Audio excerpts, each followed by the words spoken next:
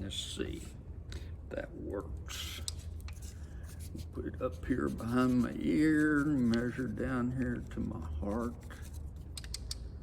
Huh, what do you know? The old preacher was right.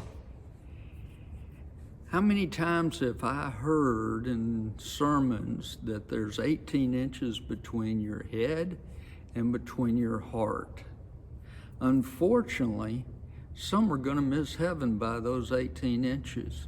You see, they believe intellectually that God exists, and they believe intellectually in the teachings of Jesus, but they've never taken what they know and put it into practice in their hearts.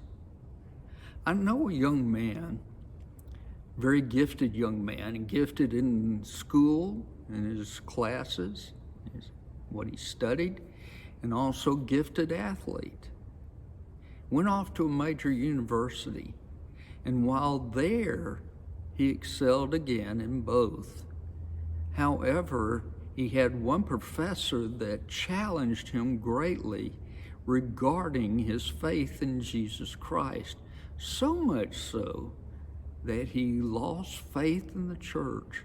Now he no longer attends church and is no longer serving and believing what he knows in his heart to be true.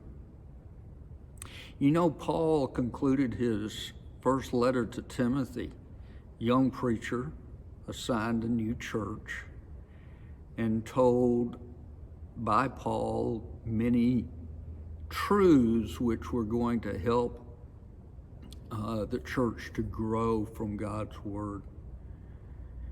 He says this in conclusion in 1 Timothy. He says, "O Timothy, guard what is committed to your trust. That is, protect at all cost what I've taught you. Avoid the profane and idle babblings and contradictions of what is falsely called knowledge." There's a lot of knowledge that's going on out there that's not true, and especially those which contradict God's teaching. He said in verse 21, by professing this false knowledge, some have strayed concerning the faith.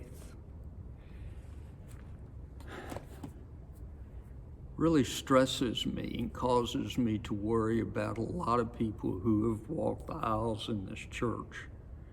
Look around and we no longer see a lot of them here. Granted, some have moved away, some are going to other churches, but some are just not going at all. Have they lost that connection between those 18 inches, what they know in their head to be true and what they believe in their heart? Not so many are still practicing their faith. Are those 18 inches keeping you from your commitment to Christ?